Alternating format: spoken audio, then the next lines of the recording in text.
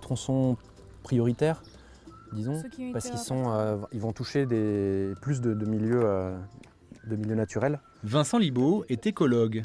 Aujourd'hui, accompagné d'une stagiaire, il analyse la zone d'intervention.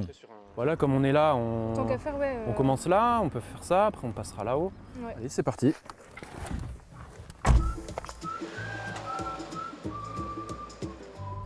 Toute la journée, ils vont se rendre sur différents lieux pour examiner la faune qui pourrait être impactée par un projet d'irrigation.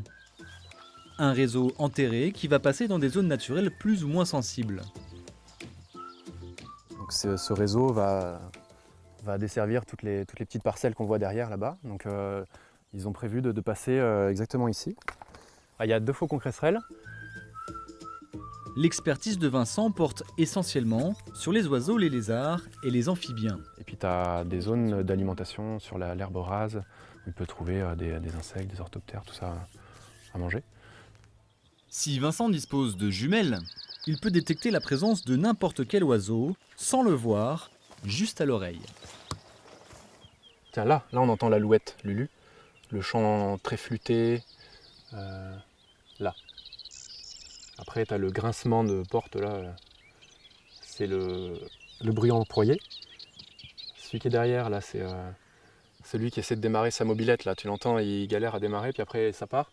C'est l'Hippoléis polyglotte. Tout ça, c'est des petits passereaux qui sont tous planqués, tu peux pas les voir, quoi. Il y a des espèces protégées qui demandent une attention particulière. D'accord, c'est sympa ça.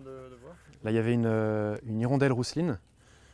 C'est une des espèces aussi qu'on recherche là, qui est classée sur le site Natura 2000. Bon, en l'occurrence, ici, elle va faire juste survoler la zone pour chasser les insectes. Elle niche, elle, sous des ponts généralement, ou alors ce sera plutôt sur des infrastructures qui ne vont pas du tout être touchées par le projet là. Si leur habitat est détruit, la reproduction de certaines espèces peut être menacée. Le rôle de Vincent est donc d'estimer ce risque.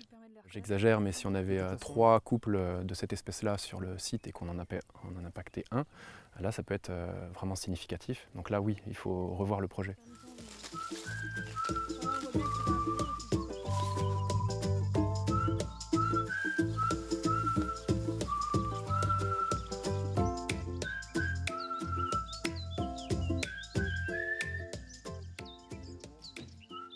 Là, il nous surveille et il va évaluer à quel moment ça devient dangereux pour lui. Pour le moment, ça va, apparemment. Lui, c'est un lézard osselet, et il y en a même 2, un couple. C'est le plus gros lézard de France. Une information importante que Vincent note sur sa tablette. Oui, je vais le saisir là dans notre base de données. Il sera directement géolocalisé. Je peux décrire l'observation, le nombre d'individus, le sexe si besoin, tout ce qui est important pour l'analyse derrière. Les travaux seront donc à proscrire sur tous les tas de pierres du secteur.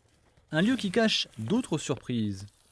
Vincent est tombé sur une petite couleuvre, là encore une espèce protégée.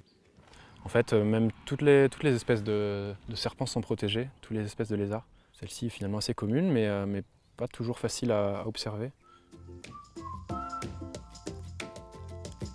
Il fait quasiment 30 degrés et la journée s'annonce longue.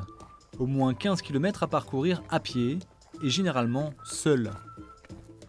C'est assez solitaire finalement comme métier, et donc il faut être capable d'endurer ça, puisque c'est vrai que la saison de terrain peut être assez longue, c'est éprouvant aussi physiquement. Mais les nombreuses découvertes enthousiasment Vincent, passionné par ce métier qui selon lui est un métier d'avenir. Oh oui, c'est sûr. C'est sûr que ça a de l'avenir, puisque là on le voit depuis déjà plusieurs années, la réglementation se durcit, il y a de plus en plus on est de plus en plus vigilant sur quand on parle de projet d'aménagement, on a maintenant beaucoup de contraintes à intégrer, et donc vu la prise de conscience qu'il y a à l'heure actuelle sur peut-être les erreurs qui ont été faites dans le passé, et que voilà, maintenant ces problématiques-là sont vraiment cernées et prises en compte, et donc le métier devrait perdurer. Un métier qui doit donc permettre un aménagement du territoire plus maîtrisé pour réduire les impacts sur l'environnement.